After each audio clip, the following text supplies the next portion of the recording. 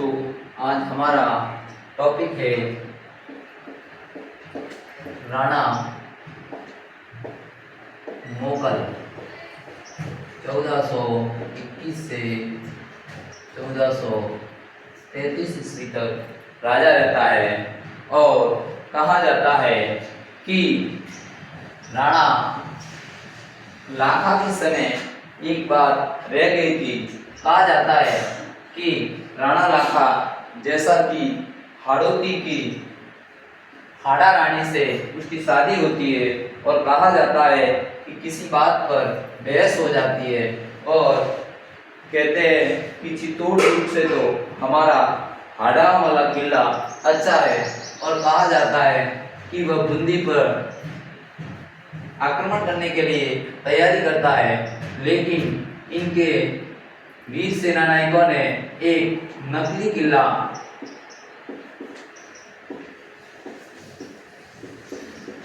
बनवाते हैं और उस पर विजय प्राप्त करने की योजना बनाते हैं। तो कहा जाता है कि राणा लाखा का साला कुंभा हाड़ा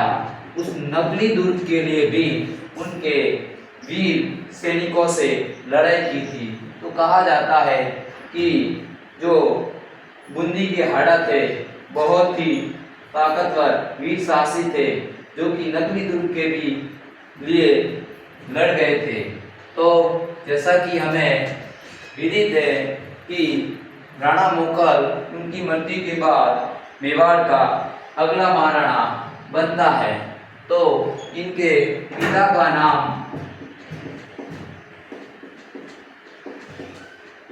राणा लाखा,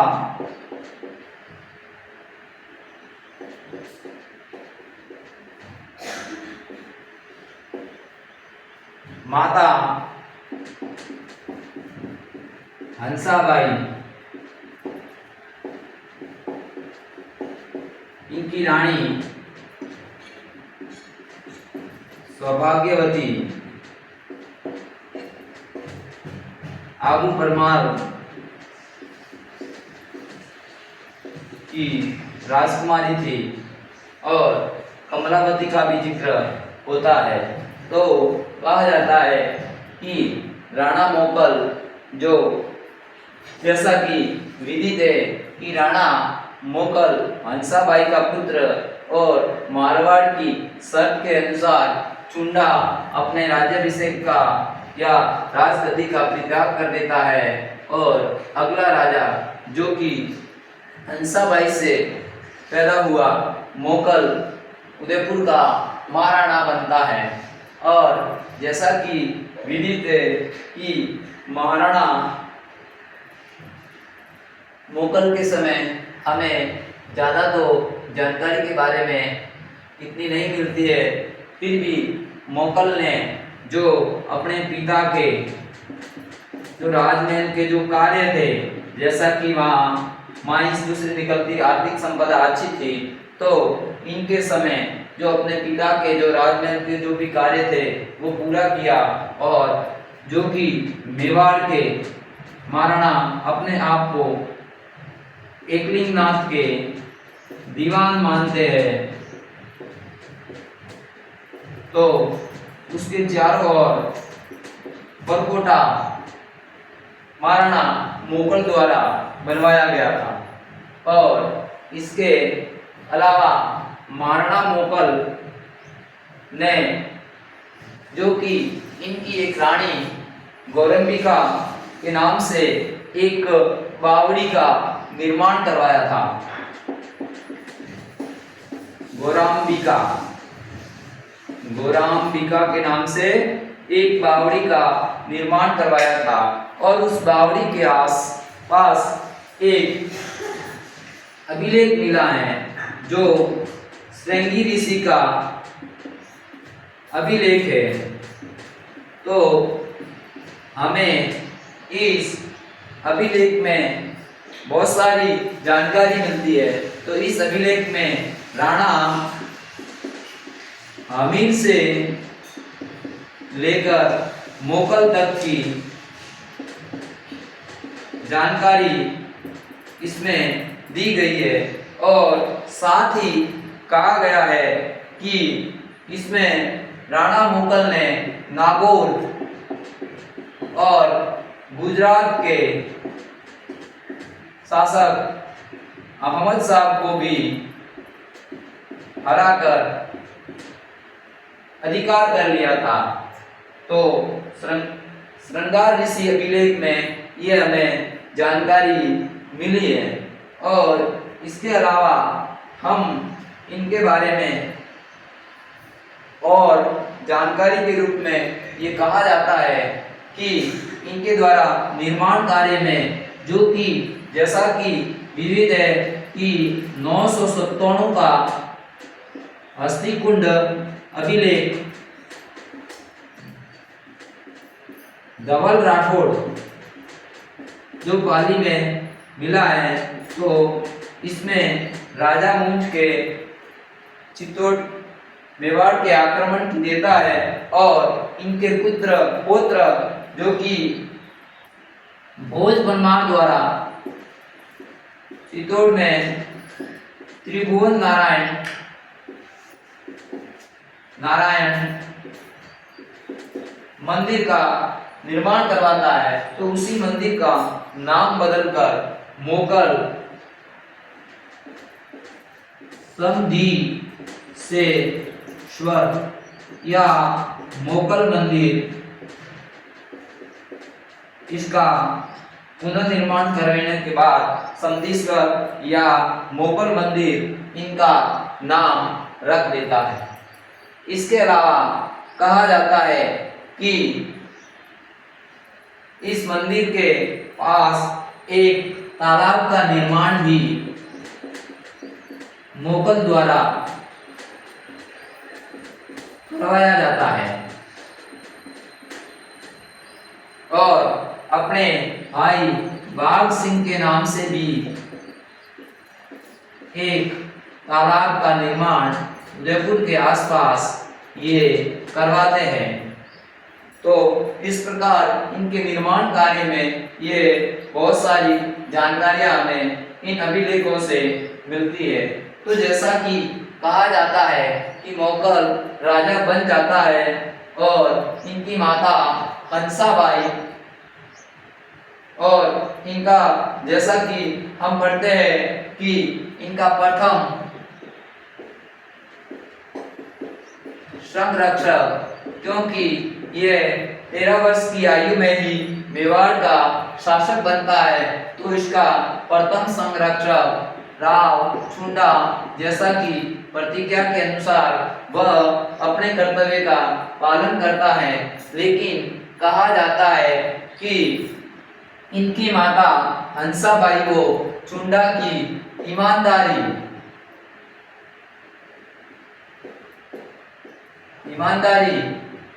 पर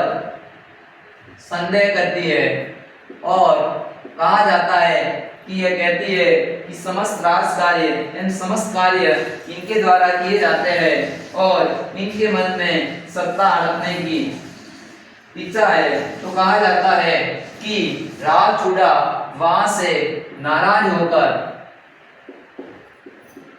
मालवा, उस समय मालवा का शासक हौसन शाह था, और वहां चला जाता है। इस प्रकार अब अल्प आयु में इनकी जिम्मेदारी संभालने के लिए हंसाबाई द्वारा ये अब पता चलता है कि अल्पवयस्क है और ये सारी जिम्मेदारी कौन संभालता है। तो जैसा कि विदित है कि मारवाड़ के शासक राव छुंडा द्वारा जो कि अपनी रानी किशोर देवी का पुत्र कान्हा को राजा बनाया जाता है,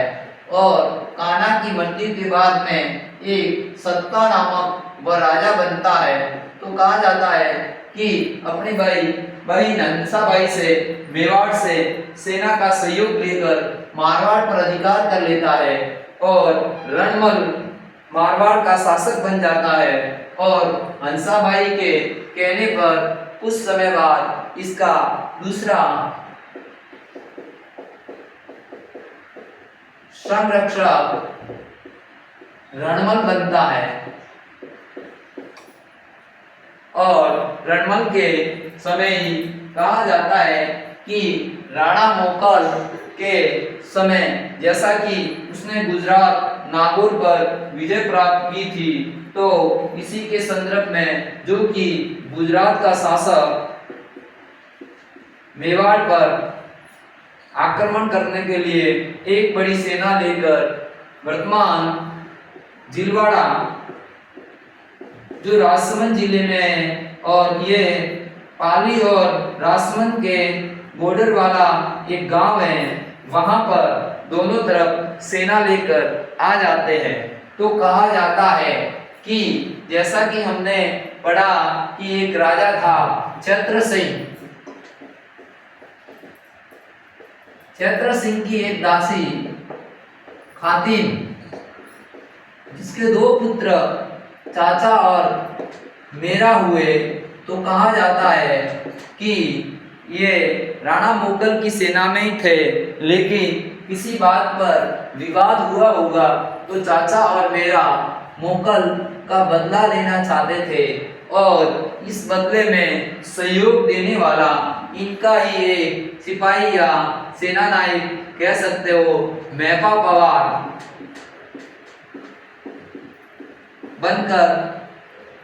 तीनों मिलकर एक प्लान बनाते हैं और जिलवाड़ा नामक, जैसा कि ये गुजरात अभियान के तहत एकत्रित होते हैं, तो जिलवाड़ा वाली जगह, तो इसको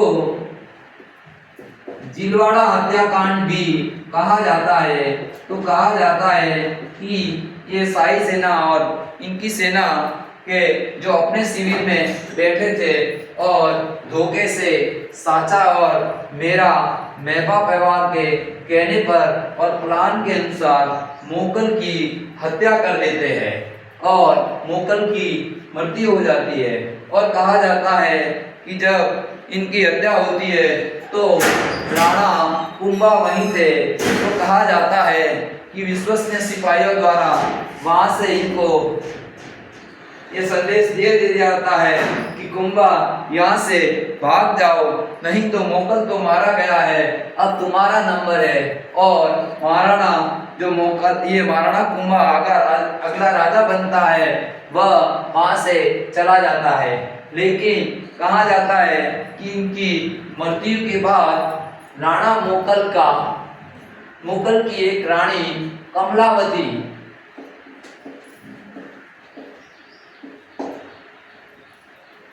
गुजरात के शासक का सामना करती है, और मेवाड़ को ज्यादा नुकसान नहीं होता है। और तो